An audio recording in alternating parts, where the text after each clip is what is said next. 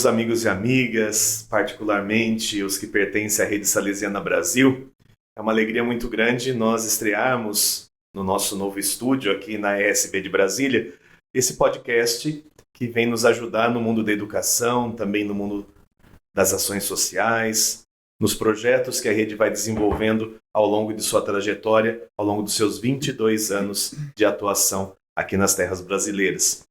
Eu sou o Padre Sérgio Augusto Baldin Júnior, diretor executivo da rede. Junto com a irmã Silvia e com nossa equipe, nós estamos desenvolvendo esse novo trabalho, esse novo projeto. Sejam sempre muito bem-vindos ao nosso canal. E hoje, para começarmos bem, nós temos uma discussão importantíssima sobre toda a reformulação que está acontecendo no ensino médio e com a nossa querida Leoneide, que trabalha junto com a gente, atua junto conosco e também junto do poder público do Estado no desenvolvimento das nossas escolas e da educação. Ela vai se apresentar, seja muito bem-vinda no nosso espaço. Bom dia, Padre Sérgio, muito obrigada pela acolhida. Bom dia a todos, bom dia a todas. De fato, nós estamos num momento desafiador. Mas o que é um desafio para educador, né, Padre? É sempre tão bom, Sim. Né? É o que nos move. Então, eu sou a professora Leoneide, eu, inclusive no meu currículo faço questão de dizer, sou professora há 41 anos e tenho percorrido aí vários trechos da educação, né, na área de gestão pedagógica, com formação de professor e especialmente nessa parte de pesquisa, estudo, consultoria, assessoria, a educação, principalmente a essa casa. Eu já considero minha, tá certo? E eu acho que ninguém vai conseguir me tirar, não, viu? E você tem uma participação importante na construção do nosso currículo também, né, nacional. Então isso tem um valor muito grande e toda a implementação que ele provoca, né, nas nossas escolas, também em todo o Brasil salesiano. Eu acho que esse primeiro momento do meu trabalho aqui, Padre, ele foi assim um marco porque eu consegui de fato conciliar o que a querida irmã daí, a Ana Paula, tanto precisava, né, nas conversas, começamos o trabalho, que é conciliar o trabalho da experiência que eu tenho de chão de sala de aula, né, com o ensino médio também, educação superior, enfim, eu tenho orgulho de dizer que eu passei quase todas as etapas, dei aula até mestrado, né, o meu mestrado é em educação e que eu trabalhei na minha área de pesquisa, letramento acadêmico. O que é essa pauta hoje? Para mim é o cerne de tudo que está acontecendo. E eu lá em 2004 já fiquei inquieta, que eu falei, não, a gente tem que pensar, né, em uma outra postura metodológica para que nós possamos alcançar melhor essas pessoas, esses estudantes que nos acompanham. Aí foi essa experiência, somada com a essência do que propõe a educação salesiana, que deu certo, porque assim, eu consegui assimilar com muita facilidade. Que era um anseio meu, uma vivência. Eu sempre fui muito intuitiva, tá certo? Na prática pedagógica, eu tinha muito, como eu fui professora de gramática da língua portuguesa há muito tempo, e produção de texto, né, redação, eu ia trabalhar, eu costumo sempre falar esse exemplo, porque é muito forte para mim. Como é que eu vou fazer para dar aula de oração reduzida? E aí eu tinha que fazer a pergunta, para que serve isso? Sim. E eu trabalhava a partir de situações reais dos estudantes, botava uma situação, comparava com outra, escrevia ali no quadro, sem qualquer ferramenta metodológica, né, de tecnologia, quer dizer, essa metodologia pedagógica. E aí botava a primeira situação, a segunda situação e a terceira eu fazia com eles. No final, nossa, professor, isso aqui está estranho, vamos melhorar assim, vamos fazer assim. Posso tirar do primeiro exemplo? Posso tirar do segundo? Terminava, para isso que serve a oração reduzida.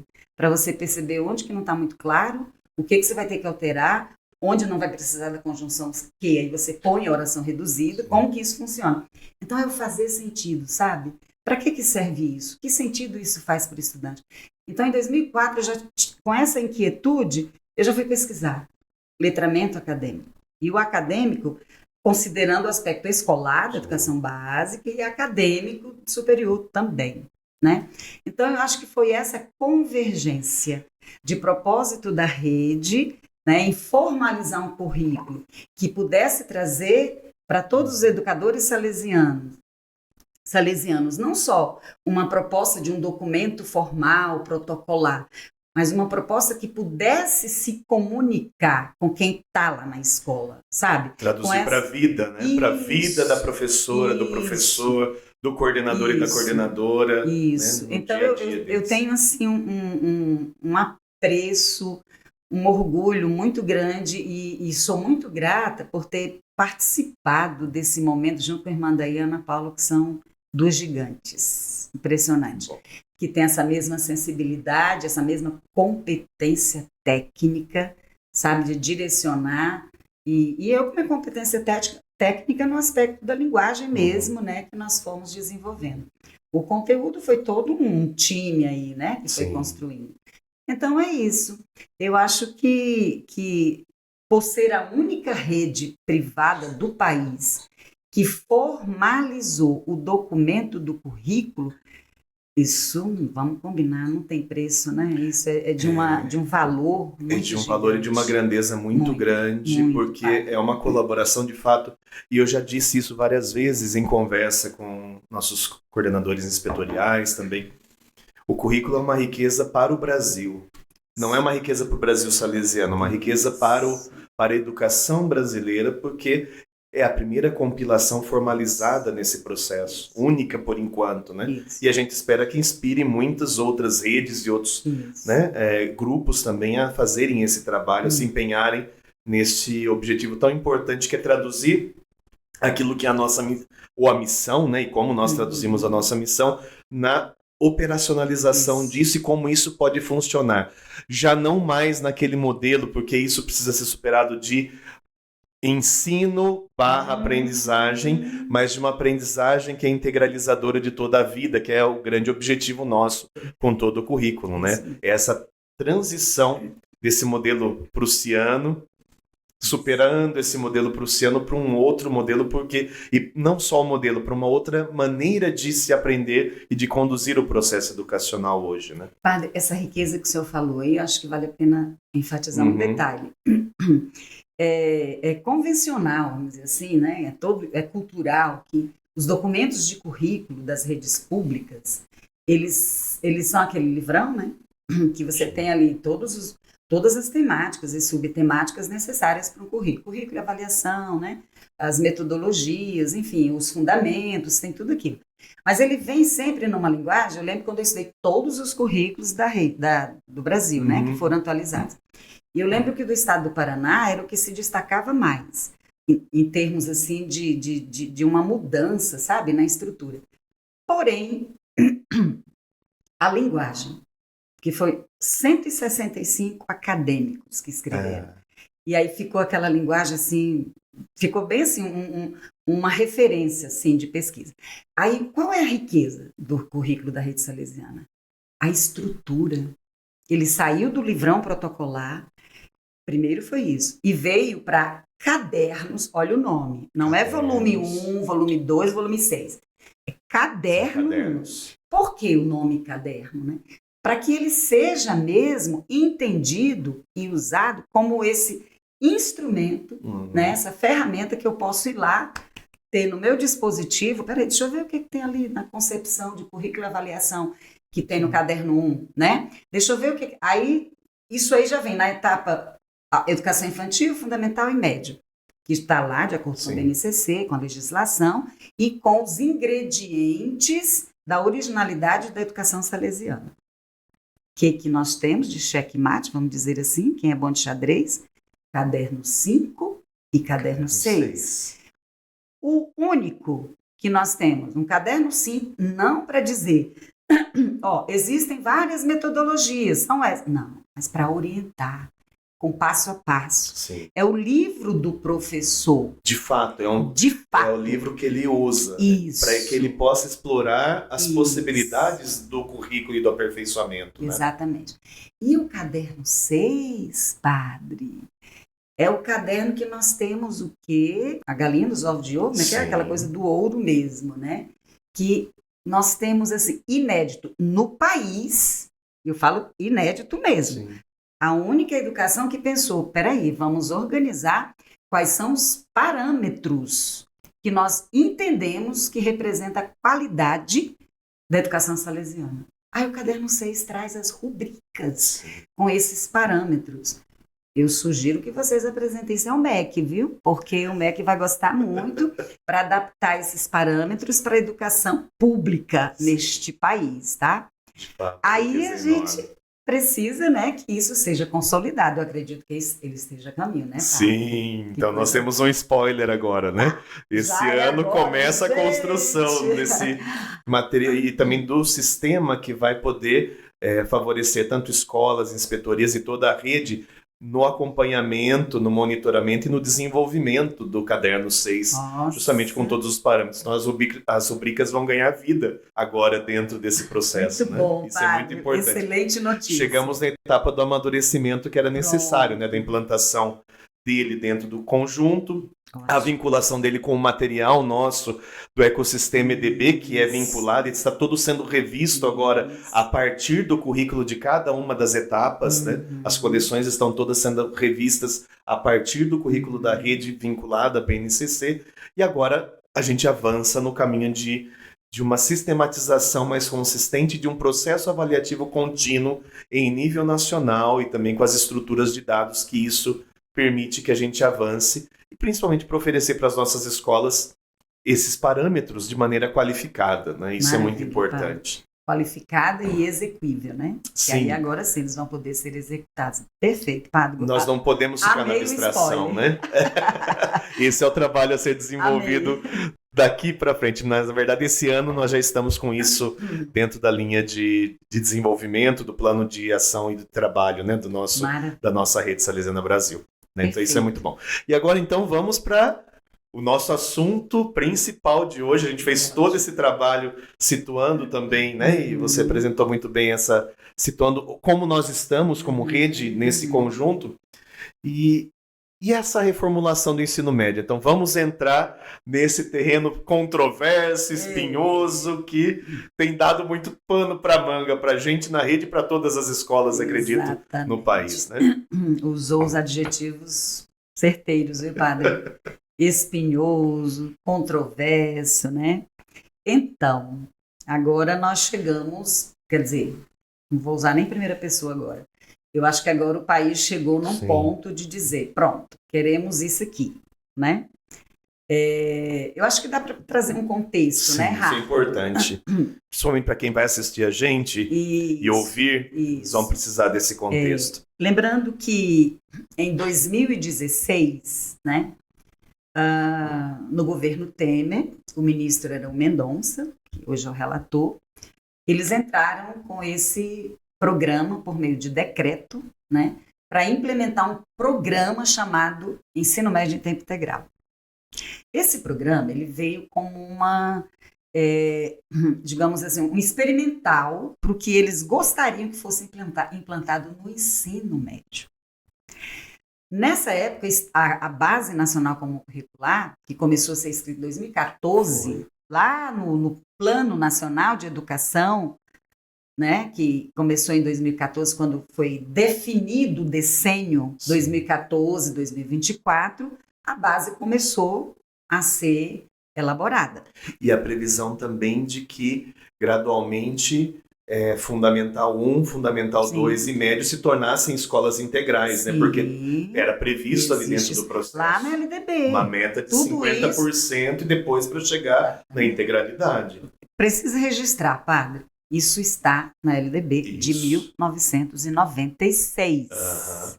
Eu vou até voltar um pouquinho e dizer assim, eu não sei se todos se lembram que em 96 foi homologada a nova LDB, 9394.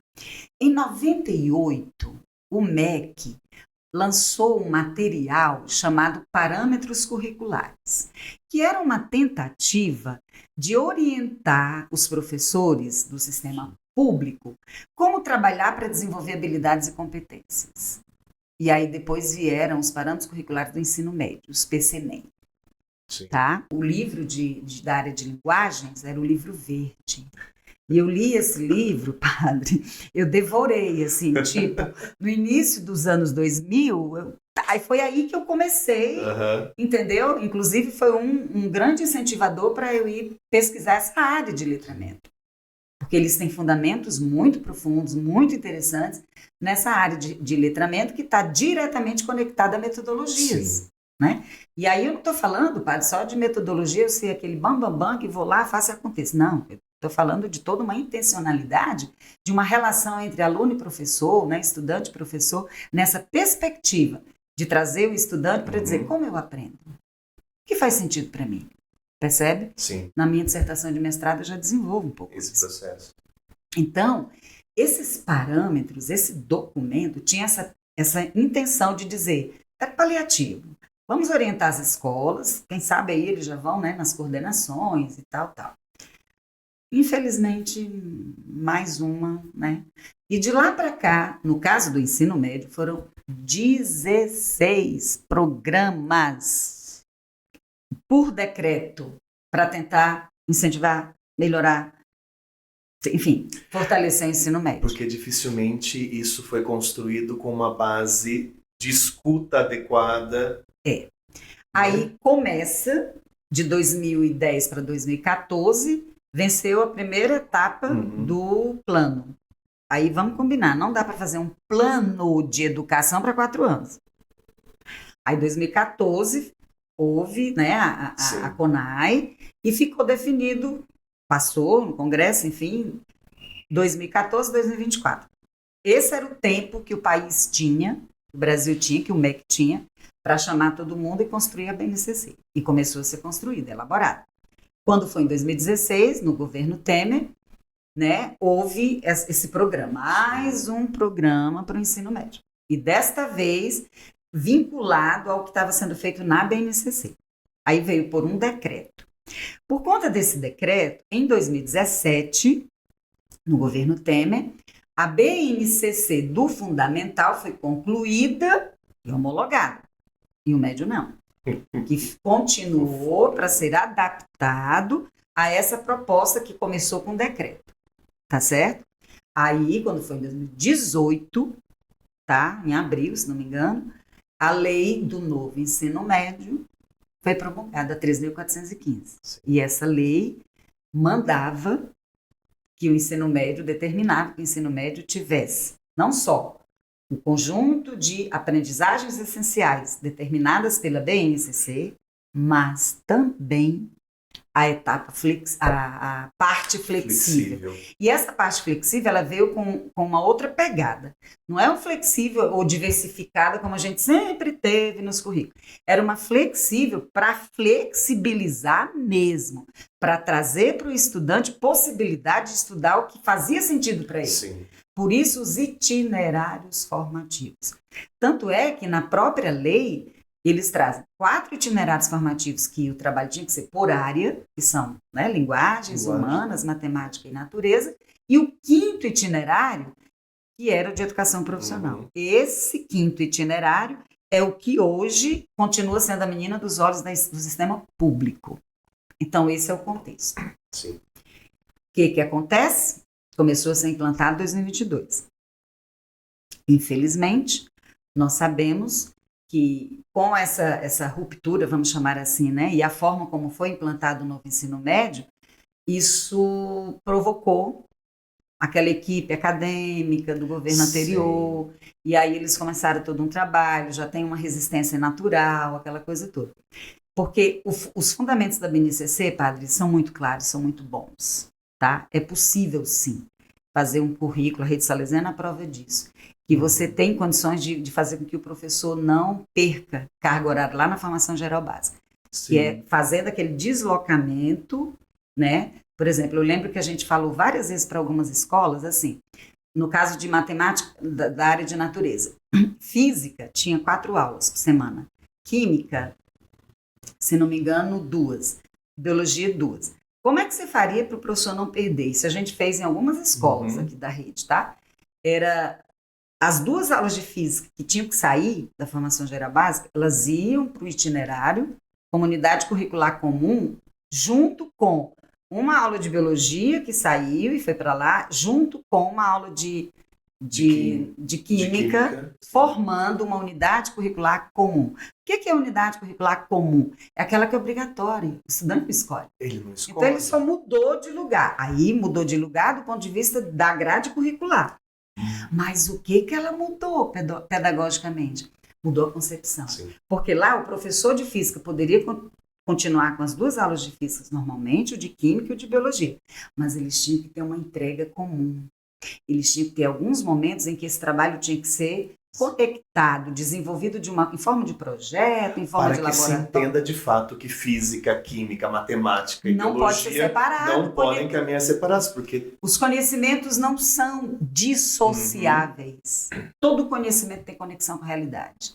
E como fazer isso? Então, assim, o professor de física podia ir lá na formação geral básica, dando a aula dele, explicando, né, as regras, sei lá, a fórmula da natureza. Quando ele vai para o itinerário, traz aquele conteúdo, ou Sim. no laboratório, conversa com o de química, na aula ele fala, gente, lá em química, vocês vão estudar isso aqui tem a ver, olha com física como tem a ver. E depois a geração do relatório, como é que eles vão escrever formalmente e com qualidade o relatório do projeto desenvolvido. Então aí vem toda a língua portuguesa, a dimensão da gramática e os estilos literários, porque dá para envolver até as formas de literatura nesse Sem conjunto. contar, padre, que o processo permite aquela aprendizagem colaborativa. Sim. Com rodas de conversa, com trocas lá no laboratório, com trocas de discussão. Você pode ter uma entrega que pudesse até fazer intervenção na comunidade. Enfim, você tem uma série de possibilidades.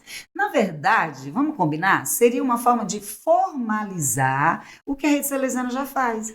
Pegar aqueles projetos, só que de uma forma mais sistemática, mais canalizada, mais programada, entendeu? Então, nesse sentido, trabalhando lá, voltando para esse contexto, né, da BNCC, o que o sistema público fez? Resistentemente disse, não funciona.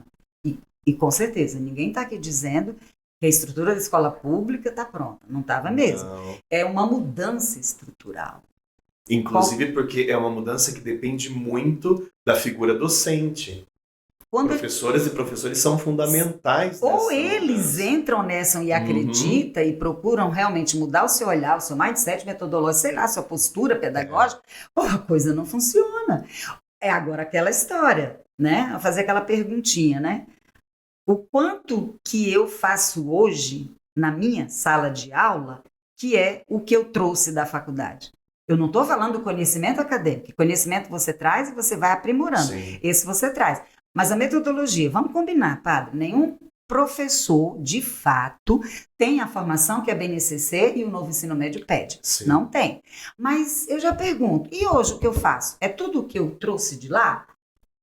Ou eu já construí muita coisa minha? Claro, porque tem a criação própria no processo, né? Essa nova estrutura, ela veio para dizer assim, se você já faz isso empiricamente, no seu dia a dia, agora você vai se juntar com o seu colega e dizer, vamos fazer junto? Sim. Vamos aprender junto? Vamos ver como que eu posso trabalhar um assunto na gramática que pode ser explorado pela arte, pela educação física. Eu lembro que tinha uma escola no Rio de Janeiro que tinha um projeto chamado Arte e Movimento. E a gente reestruturou a ementa desse projeto para se transformar numa unidade curricular. E trouxemos língua portuguesa, língua estrangeira. Cara, ficou muito lindo, sabe? Foi assim, bem bacana. Professora Leoneide, mas veja que interessante, e acho que para quem está nos acompanhando também isso é importante. A liberdade da construção dos itinerários e da complementação do currículo não é um problema, é uma vantagem, mas que nós não estamos sabendo aproveitar desse processo e dessa liberdade. Porque isso pra gente, por exemplo, eu venho do ensino superior, né, muitos anos atuando, trabalhando, e a grande dificuldade nossa é o engessamento, muitas vezes, que é proporcionado pela matriz curricular determinada dos cursos, que ainda são pensados com a mentalidade de umas caixinhas de 25 anos atrás. E o ensino superior precisa avançar para ele responder de maneira mais correta e adequada para os tempos. Isso. Só que aí que está a gente foi, né, e está desenvolvendo esse processo, por exemplo, o ideal nosso de chegar no currículo, por exemplo, na matriz curricular nova, lá de São Paulo do Unisal, era justamente de que todos os conteúdos são integrados, vinculados por habilidade e competência. Para chegarmos no ideal de que os professores dessem as aulas juntos para o grupo de alunos daquela turma, para poder fazer essa integração. Isso está em vista dentro do desenvolvimento. Mas veja quão isso é difícil em vista de uma matriz curricular padronizada nacionalmente, quando ela é muito segmentada dentro do processo, e a universidade vai ser avaliada por aquilo, por aquela segmentação. A liberdade do ensino médio é completamente diferente disso hoje. É uma possibilidade enorme de você ressignificar isso aí.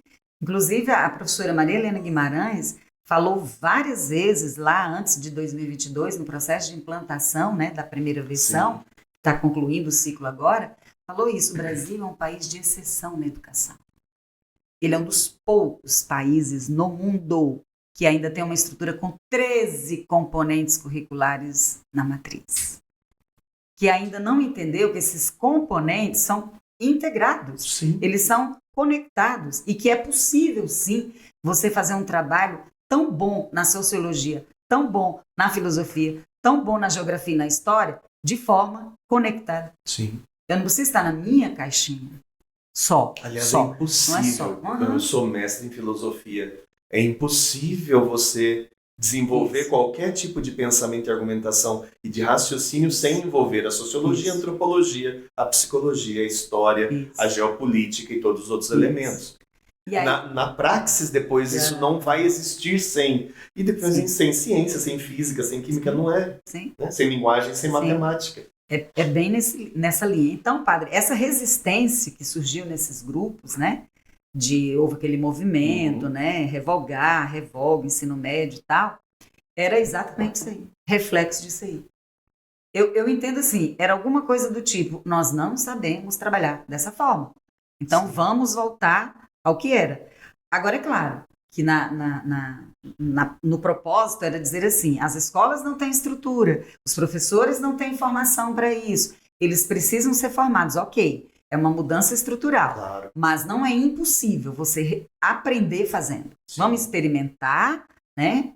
A educação é isso, é a ação do eu. Eu, como professora, tenho uma compreensão, tomo uma postura e vou, junto com os meus colegas, né, buscar essa ação. Vamos aprender como é que faz? Isso é importante.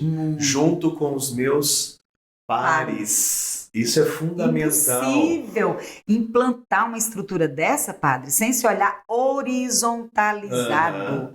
Essa proposta é uma proposta justamente, vamos sair da verticalização, vamos experimentar a horizontalização dos conhecimentos, dos componentes, né, e, portanto, as áreas. Então, foi nessa perspectiva que esse movimento surgiu. Sim. Né?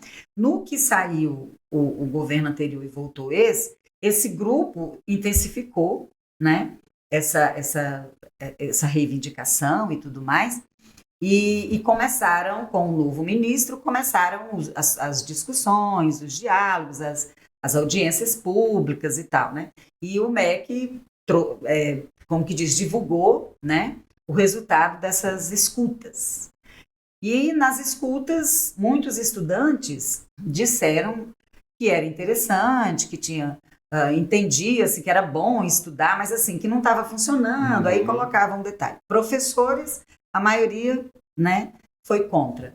E aí, nesse processo, o MEC trouxe um meio termo, né, foi conversar e trouxe um meio termo. E quais eram os pontos que precisavam ser revistos? Né? O primeiro ponto era a carga horária da formação geral básica e dos itinerários formativos, porque nessa primeira versão, que começou a implantação em 22, a formação geral básica é, no máximo, 1.800 horas. Isso, era no máximo. Tinha um limite, um teto, no máximo. Né?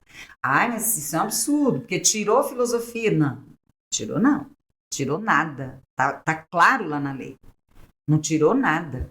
O que eles colocam é que esses componentes devem, obrigatoriamente, ser trabalhados ao longo do ensino médio. Aí, quando esse é o texto da lei, tá?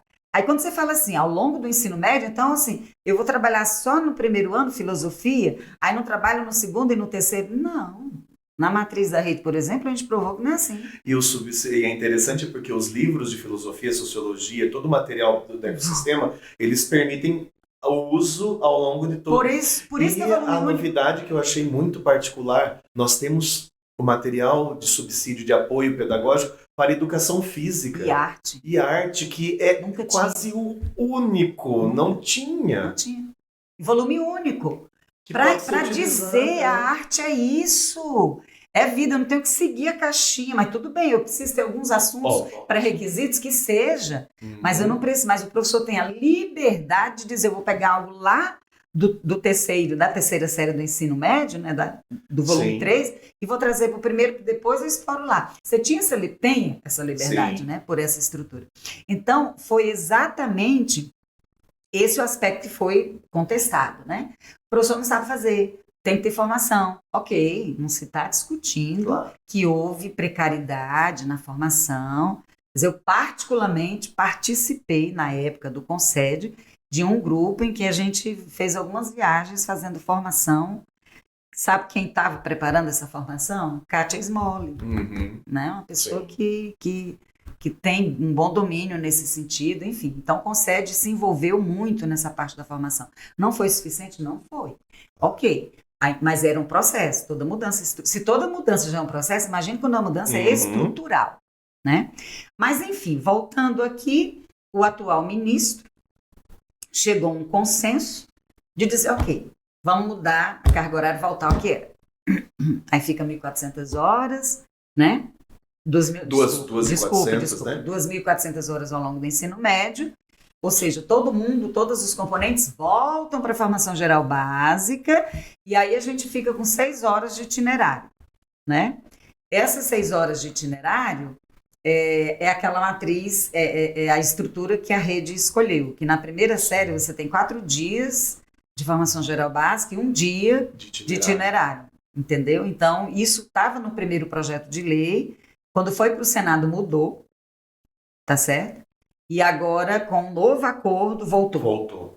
Tá? E aí, na verdade, eles tinham até colocado 600. Né? Eles tinham até colocado 600 e 800 na primeira versão do MEC, negociado com o Congresso. Quando foi para o Senado, essa versão dos 800 não entraram, porque aí atrapalhava a educação profissional, que é o propósito da escola pública. Ok, veio de novo, do Senado veio para a Câmara, né? E eles fizeram de novo uma negociação e voltou. Tudo que o Senado tinha tirado da Câmara, voltou para a Câmara, né? E o que foi, basicamente, que voltou, né? A carga horária, 2.400 horas para a formação geral básica, tá certo? 600 para o itinerário. E para profissionalização, aí 800, a profissionalização, né? Tem aquelas até adaptações. 1.200, porque depende do tipo de ajuste. Isso, porque hoje nós temos na rede pública, né? Qualquer escola que queira credenciar para oferecer educação profissional, você tem educação profissional curso técnico, né? Com 800 horas, no mínimo, tá certo? Com 1.200 horas e com 1.400, depende do curso. Mas nós temos também as qualificações profissionais, são antigos FIX, formação inicial continuada. Essas qualificações, padre, é uma sacada interessante, tá? Não precisa ir para o conselho. Então, qualquer escola particular que queira oferecer uma qualificação profissional junto com a formação geral básica, conectando aquilo ali, escolhe um curso, sei lá, um curso de, vamos colocar TI, né? Sim. Né? E aí você tem lá, segue aquela qualificação, geralmente são 160 horas no mínimo, tá certo? Para ser qualificação. E começa a fazer aquela integração da conversa da matemática, da formação geral básica, a matemática, lógica computacional curso, e todo o processo. Exatamente. Qual é a vantagem de se trazer essa estrutura desse formato da educação profissional, da formação profissional, seja no formato de qualificação com 160 horas, seja no formato de técnico, que aí essa estrutura que precisa passar para o conselho, mas vamos pensar na qualificação. Qual é a vantagem? É você trazer para o estudante situações reais de aplicação de conhecimento. E aí, o senhor me permite colocar um exemplo. Teve um exemplo de uma escola pública aqui do Distrito Federal que fez isso, com qualificação primeiro e depois com curso técnico.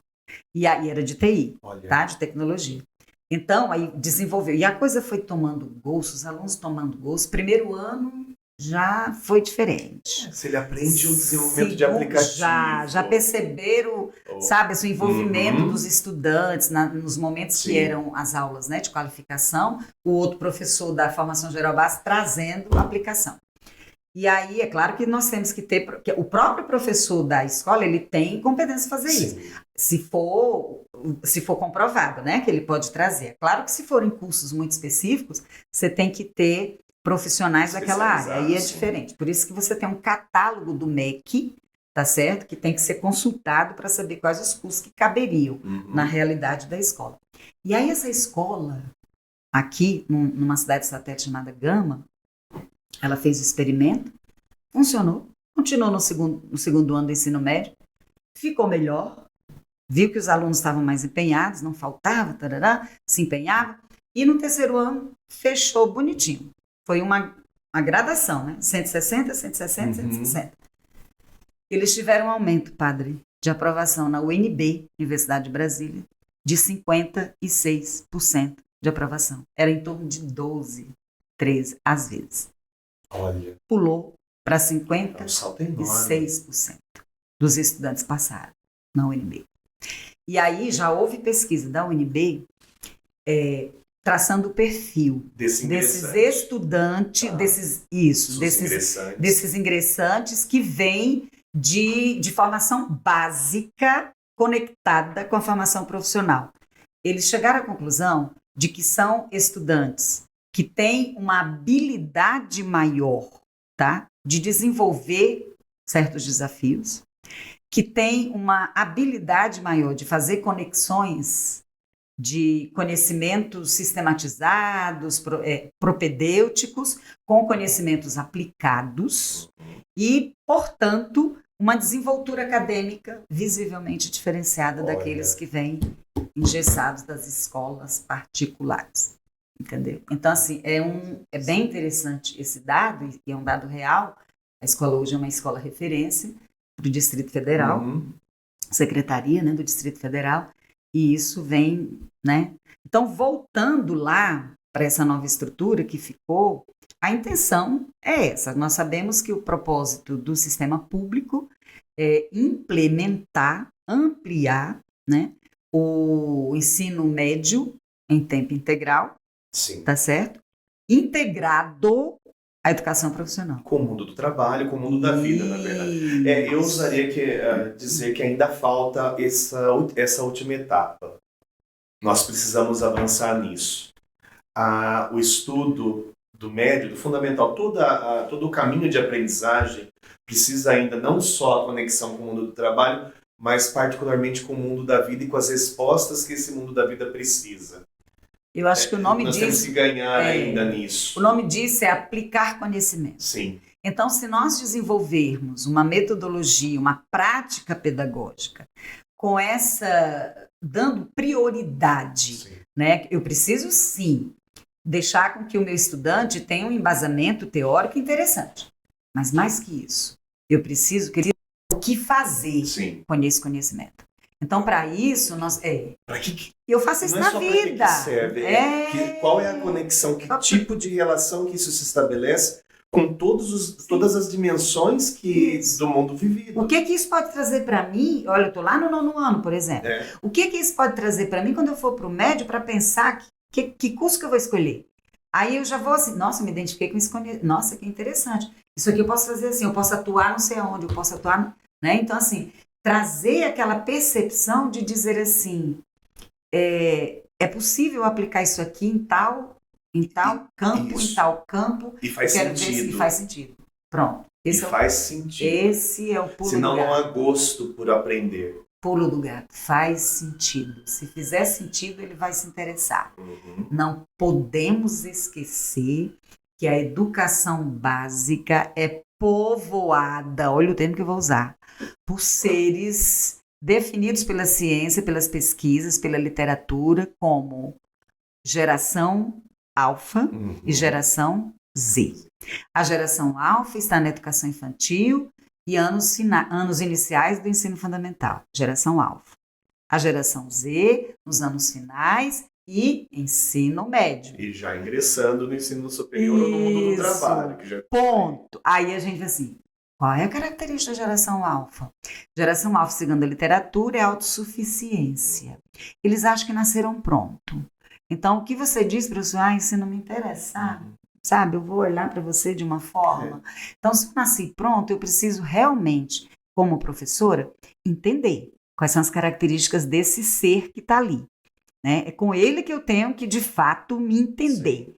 E aí, a partir daí, eu preciso ver qual é o foco que eu preciso realmente trazer.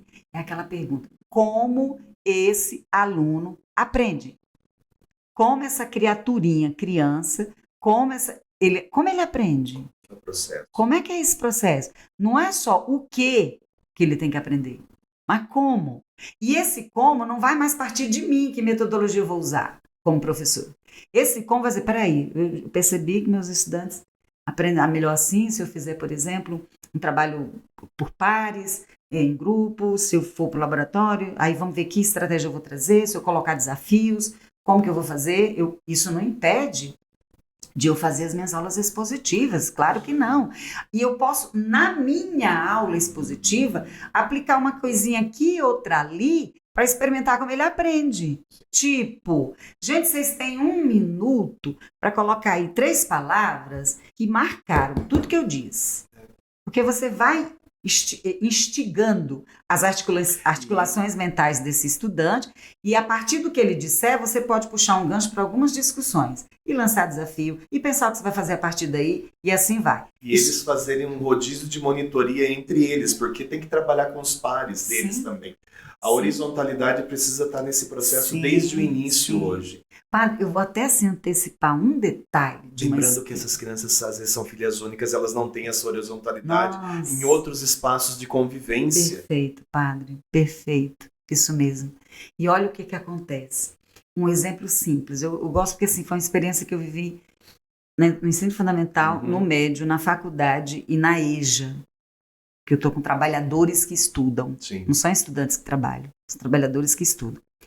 Sabe aquele momento que a gente entrega a prova e faz aquele comentário, tal? Aí sabe aquela coisa que o aluno fala assim, nossa, professora, foi por um triz que eu errei essa questão?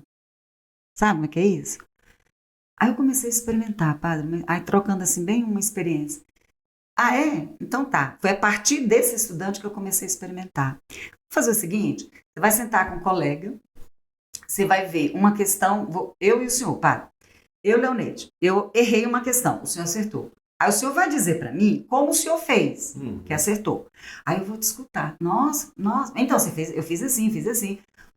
Nossa, interessante. Ok, depois eu troco. O senhor errou uma questão, eu acertei. Eu vou dizer para o senhor como que eu fiz. Aí eu vou explicar, eu fiz assim, apliquei isso, tarará. Nossa, eu não tinha pensado nisso, tal. Depois vocês fazem uma síntese. Isso é avaliação formativa, viu, cara? Intuitivamente você vai fazendo, não sabia. Eu não sabia na época, né? Olha. Né?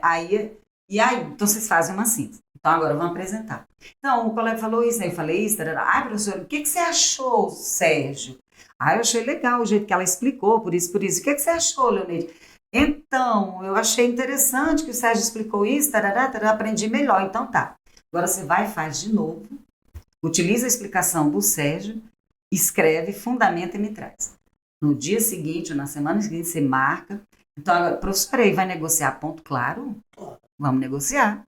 O senhor tem noção do que essa pessoinha fez para chegar assim? Ele assim, a prova não é prestação de conta. Eu tive uma chance de pegar uma questão da prova e aprender algo que eu não aprendi na prova. E não demonstrei que tinha aprendido na prova. E aí, assim, por que eu não vou negociar ponto? Claro que eu vou. Para dizer assim, prova não é o único instrumento que te avalia. Ele não é o único que vai dizer. E nem deve ser, porque a vida não...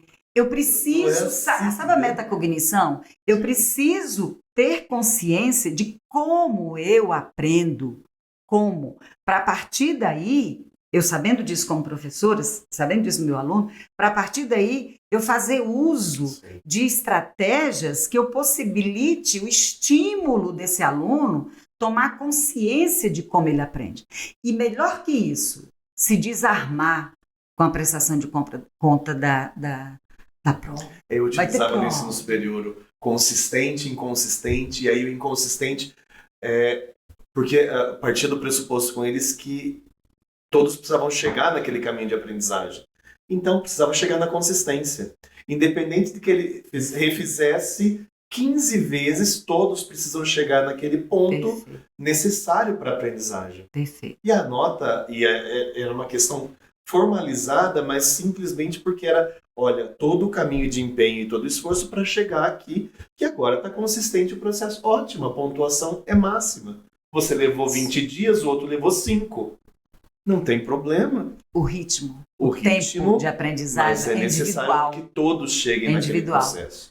O processo tem de ser mais importante que o O fim. fim é... Agora, tudo bem, Leoneide, mas se eu não tiver resultados no vestibular, a escola vai ter problema. Ok, vamos tirar o mais importante. O processo tem que ser tão importante quanto o fim. Sim.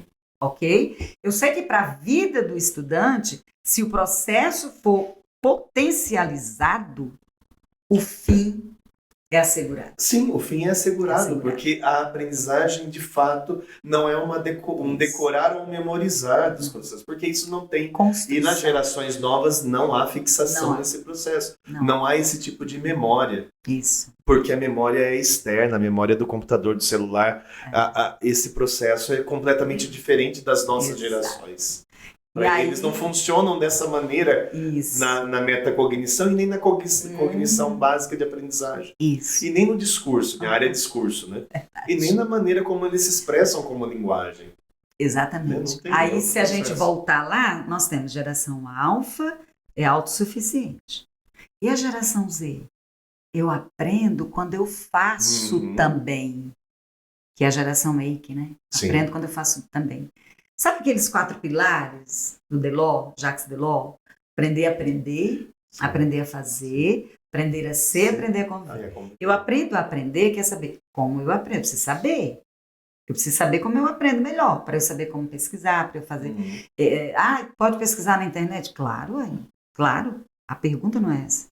É o quê? Qual é a como? pergunta que eu vou fazer na pesquisa? É Como eu investigo? É o que eu posso Uhum. pesquisar? Não é o que, né, se eu posso. É como eu pesquiso, como eu valido, como eu faço essa análise qualitativa daquilo que eu trouxe, né? E aí as IAs não tem problema, Exatamente. porque elas já estão resolvidas pelo princípio. Isso, exatamente, padre. E aí nós temos geração Z fazer. Tá, vai lá. Agora, vamos aprender a fazer? Né? Como é que você faz isso? Como é que eu seleciono o que você está trazendo para mim? Como é que eu reconstruo, que eu transformo esse conhecimento num novo, em que eu possa me apropriar dele? É o como, aprender a fazer. Eu faço, e eu só consigo aprender esse segundo pilar fazendo. Sim. Com essa orientação. Veja, para a preparação nossa aqui do espaço, o Pedro estava vendo ali tutoriais, Ó, viu só? né? Porque tem Então. adaptações, ajustes da câmera, Exato, que precisa exato. precisa mexer, fazer e tem que ter. Isso, E aprende como? isso. Olhando o outro fazer e mexendo e vai fazer. E o aprender a ser, que é uma premissa da educação salesiana, já é muito robusto, já é muito consistente, e na questão cognitiva ela pode ser potencializada, né? Que é o aprender a ser. De que forma? Aprender a ser quando eu trabalho uma pesquisa por pares, por Sim. grupos, laboratório, enfim. E aprender, consequentemente, eu aprender a conviver, desde que eu consiga assegurar que isso eu levo para a vida. Sim, porque aí os processos... Por exemplo, não sei se você percebeu, e isso entra e está em alta, né? A gente tem Bet Educar e outros espaços de feira de apresentação e todo esse conjunto, em que os socioemocionais estão em alta. A gente conversou muito nesses dias no comitê. O socioemocional já é tudo aquilo que a gente realiza, porque o aprender a conviver relacionado com o ser são os princípios básicos de uma, primeiro, de um parâmetro ético para poder se viver, né? E não só do respeito humano, não. É de fato viver solidariamente, né, nesse conjunto. Senão não tem ecologia que se sustente nesse processo. E isso, Padre, está muito bem escrito no caderno do currículo, currículo e educação salesiana. Educação salesiana e todo o processo da escola confessional católica, entendeu? Então, a gente consegue visualizar, identificar de uma forma predominante, muito assim, clara, o que é essa educação socioemocional. Ela é impregnada, ela tá inserida na prática da educação salesiana. Que faz o trabalho com um docente, com um professor, com um coordenador, professora, e depois também com aquilo que se usa dentro dos espaços.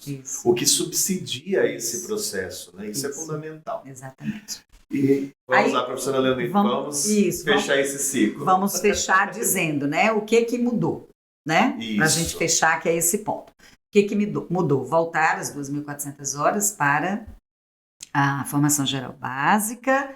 Os itinerários, eles não dão nome mais de itinerários, dão nome de aprofundamento de conhecimento, né? Que aí ele tem até me lembro agora qual é o artigo, que fala que deve ser preferencialmente trabalhado por meio de projetos que explorem os temas transversais e que seja essencialmente por interdisciplinaridade, que eu prefiro trabalhar a ideia de horizontalização, conexão de conhecimentos, que pode ser entre componentes da mesma área, entre componentes de áreas diferentes, entre áreas, e assim vai. Tá? Então, isso tudo está nesse projeto de lei 5230, que vai ser o texto final, né? Que a gente vai ver, não sei se a lei vai ficar com o mesmo número, que vai ser essa descrição, essa imposição como tem que ser. Então, essas 600 horas, que equivale a um dia por semana, né? Que são 6 horas por semana, o antes, que vai ser itinerário, e agora vai ser aprofundamento, a rede já tem uma estrutura para isso, que é, né, trabalhar os projetos, isso na primeira e na segunda série do ensino médio, na terceira série, se quisermos trazer esse aprofundamento com uma perspectiva de preparação para os exames de acesso à educação superior, seja ele Enem, seja ele dos vestibulares, a rede também já está preparada, porque tem todo o material que fez uma seleção profunda de questões por área de conhecimento, botou os componentes, mas dentro da área. Para quê? Porque eu tenho lá, na área de linguagem, eu tenho lá questões de língua portuguesa, questões de arte, que é uma quantidade menor, mas tem, questões de educação física e questões de língua estrangeira. Né? Então, isso, se quiser ser feito um trabalho nessa perspectiva de aprofundamento na terceira série, né? Considerando basicamente o conjunto, desde que não seja só aquilo de você resolver a questão, dar o gabarito, passar para o estudante as dúvidas, não. Bota o estudante para resolver com outro. Coloca o estudante para dizer... Problemas concretos da comunidade. E como você faria nessa questão? Né? Que tipo de informação essa questão está pedindo que você precisa aplicar? Sabe, assim, aquela consciência de eu saber como a questão vem. E se eu estiver falando de Enem, padre, eu estou falando de questões operatórias. Questões operatórias são aquelas que, de fato, eu não tenho um texto que está lá como pré-requisito apenas como um pretexto. Eu preciso, como professora, orientar esse meu aluno como explorar esse texto para chegar às questões, às alternativas. Porque o texto já é propriamente todo o parâmetro da resolução. Sim, é referência mesmo. E a questão operatória, ela tem uma característica muito impactante, que é cada alternativa, ela tem uma plausibilidade de resposta, ela tem uma possibilidade. Portanto, só uma diquinha que já foi da banca lá do Enem, e assim, quando a gente elabora a questão, qual é o tipo que se fala assim, questão do tipo difícil. Quando é uma questão do tipo difícil? É quando a distância entre o gabarito, a alternativa que é gabarito, com outra que tende a fazer os estudantes errarem, é muito pequena. que os distratores são Perfeito. muito alinhados O um com que o são outro. distratores, professora Leoneide, Padre Sérgio? Aquilo que distrai, aquela palavrinha que está ali encaminhando o estudante. O que eu tenho que fazer na sala de aula como professora para eu, na minha aula, posso trazer uma fala com distrator? Gente, vocês entenderam o que eu falei aqui? Eu levei vocês para esse raciocínio. Sabe qual é o nome disso? Distrator. Você vai encontrar. Sabe esse tipo de conexão que é possível fazer? Então tá, esse aprofundamento que está na lei, né? Vai ser sancionado agora. Fala disso. Aprofundamento, tá certo? E tem essa orientação como fazer. E aí nós temos, só para fechar, o espanhol voltou a não ser mais obrigatório, que o Senado tornou obrigatório na formação geral básica o espanhol. Nós sabemos que é impossível a prática disso, tanto no sistema público como privado. Até o Distrito Federal, que deve ser um dos únicos unidades da federação que tem centros de língua, né, públicos, tá certo? Teve dificuldade. Porque como que você vai fazer isso, né? Porque o espanhol ele tem que ser oferecido como uma segunda opção, né? E aí tem também, agora eles inseriram, tipo, mandarim, quem quiser, depende da comunidade, tem todo um critério lá. Mas espanhol não é mais obrigatório, não está mais na formação geral básica, como o Senado colocou, voltou como essa opção, né? E, então, além do espanhol, a educação no caso de 20%, que é essa atual lei, né? De 22 a 24, permite que 20% da carga horária seja executada, enfim, realizada à distância. Por módulos EAD, sim. Pelos EADs. Nós temos produzido para o médio. Isso saiu presencial, mas ele deixa claro que em situações específicas, como ferramenta, você pode utilizar aprofundamento e tudo que é necessário. Então, padre, basicamente foram esses 4 pontos, né? Carga horária da formação geral básica, os aprofundamentos agora com 600, o espanhol que voltou a ser o que era, e esses 20% que não tem mais. Né? Para a gente fechar esse ciclo, então, e também, né, todo o nosso caminho hoje de conversa, como a gente poderia, e assim, fica alguma... Quando que é a previsão da implementação, professor Leoneide? 2025. 25 começa o trabalho de implementação para, de fato, efetivar-se em 2026, é isso? 25, 26, 27. Em 27 os... 24 este ano, a gente termina o que está, certo? Aí terminou com esses 1.800 horas, tudo que a gente, como está agora. Em 2025, entra essa nova estrutura. Tá certo? 2025. Aí fica primeira série 2025, né? Segunda série 2026, terceira série 2027. O ciclo termina em 27, da alteração. Aí até lá, padre, o MEC está estudando como vai ser a prova do Enem.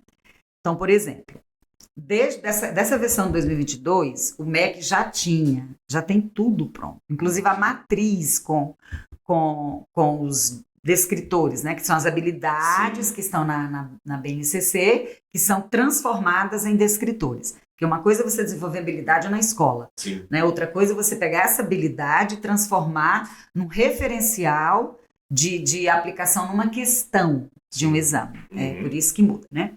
E aí essa matriz já está pronta e não vai mudar porque a BNCC não mudou, né? Só está mudando a parte flexível.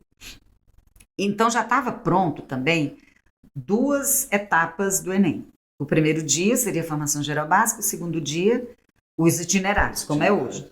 Para 2024, o Enem, eles vão fazer uma espécie de... Eles estão dando o nome de prova de transição. Então, assim, não vai ter mudança, vai ser uma adaptação, porque vamos combinar que a prova do Enem deste ano, ela tem que estar baseada na matriz atualizada, concorda? Não com a matriz que estava acontecendo. Tá certo? Eles estão atualizando. Mas a estrutura da prova não vai mudar para este ano, tá certo? O Senado tinha tirado essa determinação de o Enem ter as 2 etapas, que era uma prova para a formação geral básica e outra prova de uma área de aprofundamento. O estudante não escolheu uma área para aprofundar? Então ele vai, quando ele fizer lá a inscrição, vou medicina, então tecnicamente, ele vai fazer o aprofundamento de natureza, De concorda? natureza, sim. E aí, primeiro dia, ele faz aquela prova geralzona, com conhecimento aplicado, já tem até os parâmetros de atualização do Enem e não mudaram. Eles vão continuar. Só para esse ano que não vai acontecer Ainda a não. prova, vai ser uma adaptação, não vai mudar, né, praticamente nada. Mas nós acreditamos, que temos estudado e acompanhado isso aí do MEC, que em 2027, com este novo ciclo, vai manter. E acreditamos não, na verdade, o Congresso não aceitou. O Senado tinha tirado essa estrutura das 2 etapas e a Câmara, Isso. não é isso mesmo, a Câmara, ela não aceitou. Manteve as 2 etapas. Então, em 2027, até lá, vai ter, de fato, essa mudança do Enem. Tá certo? Mas até lá segue dessa forma. Então, basicamente, na prática, é isso, né? É a gente cumprir o que está acontecendo até agora. Em 2025, começa com essa nova estrutura. Ah, detalhe. Os detalhes desse projeto de lei, depois que for sancionado, né, e homologado, eles vão se transformar nas diretrizes, porque o Conselho Nacional de Educação tem a incumbência de atualizar as diretrizes do novo ensino médio, dessa nova proposta do ensino médio. As diretrizes nacionais curriculares para o ensino médio a partir dessa lei. Sim. Tá certo? E aí esse detalhamento vai vir do Conselho Nacional de Educação. A lei a gente tem o básico, como tem que fazer. Claro. Agora. É o Conselho que é responsável por isso. Sim, que faz as orientações. Aí a gente precisa aguardar, parece que tem uma previsão para entregar no final deste ano ou no início do ano que vem, para que a estrutura todo mundo já sabe. Agora, assim, os detalhamentos de como fazer, o que é competência de cada estado, como que eles vão agir, qual é a autonomia da escola, entendeu? Isso tudo vão vir, esses detalhes vão vir nas diretrizes curriculares do ensino médio. E para a gente fechar com um fio de ouro, assim, amarrando com um fio de ouro nesse processo, professora, a integração estudante, família, escola, comunidade educativa, na linguagem nossa, né? Mas eu gosto muito também, e a gente tem desenvolvido muito isso, a comunidade de aprendizagem. Isso. Como é que essa comunidade de aprendizagem que envolve estudantes, famílias, núcleos familiares e o núcleo escolar, né? A comunidade educativa escolar. Perfeito. Como que a gente trabalha isso no médio? A sua pergunta do como é que nos coloca numa situação, mas vamos tentar, né? A questão da comunidade de aprendizagem é perfeita, porque a nossa condição humana é esta, aprender junto. Aprender junto. E a educação salesiana sabe fazer isso muito bem, incluindo família. Eu, particularmente, percebo, entendo que o que falta é uma formalização de um projeto pedagógico para as famílias que pudesse possibilitar nesse projeto pedagógico. Antes disso, a gente precisa ter um ciclo de esclarecimento para as famílias. O que é essa nova estrutura? Desde 2022 a 2024, qual é a essência dela? Sabe assim, não trabalhar a operacionalização, mas assim, qual é a essência? Acho que as famílias precisam entender. E qual a pretensão? Qual era a pretensão? Qual é a pretensão? Padre, países mundo afora, Finlândia, Singapura, não vou nem falar da Escola da Ponte, hein? Eles estão tirando. A reforma da Finlândia, padre, foi tirar a seriação.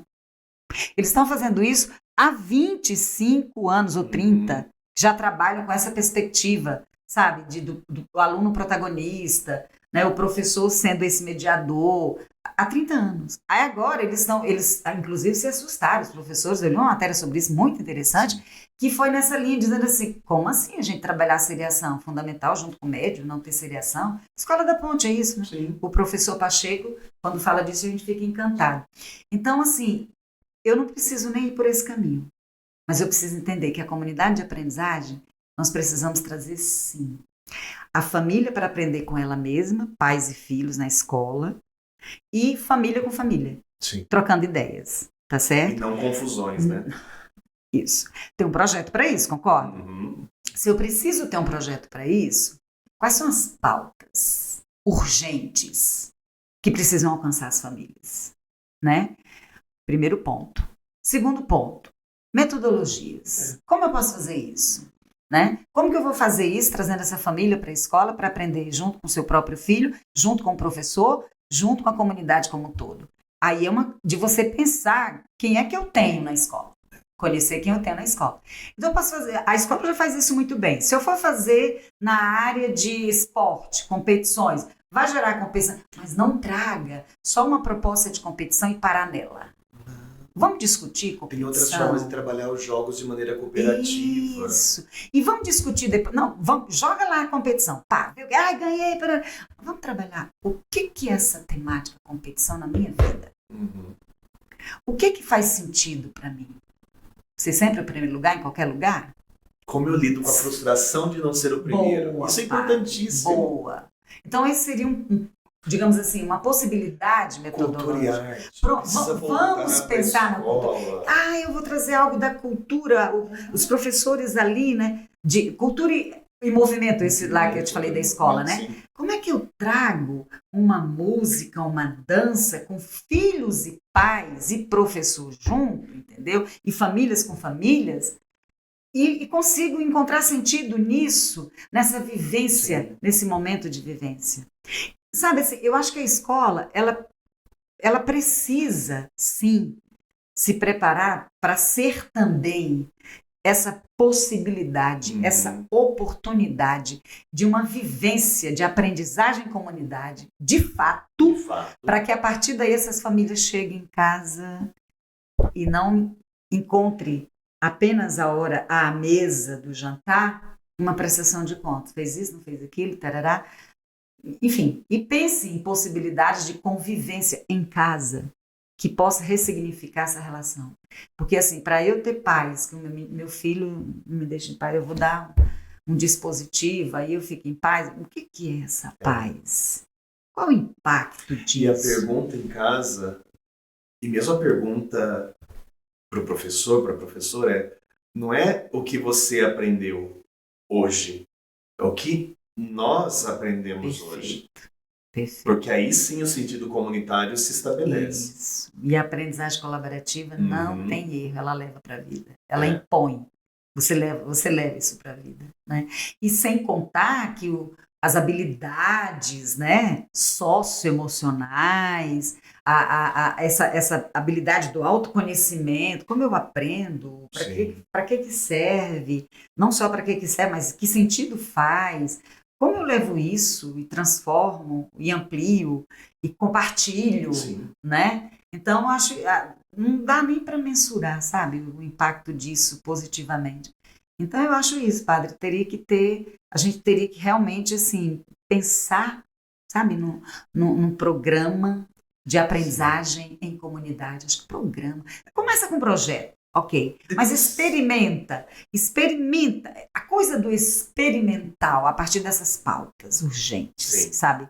Elas estão realmente, são imperativas, elas estão nesse nível, né? Elas estão assim, tá gritando. Então vamos começar. Principalmente a gente começar e pensar isso no olhar nosso hoje do ensino médio, que talvez seja o mais distante, porque é fácil a gente visualizar isso na educação infantil, no Fundi 1.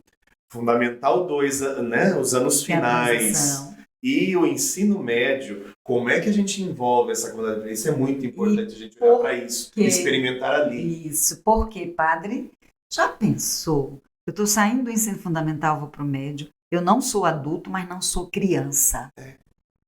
Eu estou numa transição que daqui a pouco eu preciso escolher que área eu preciso ser para dizer que profissão eu vou ter.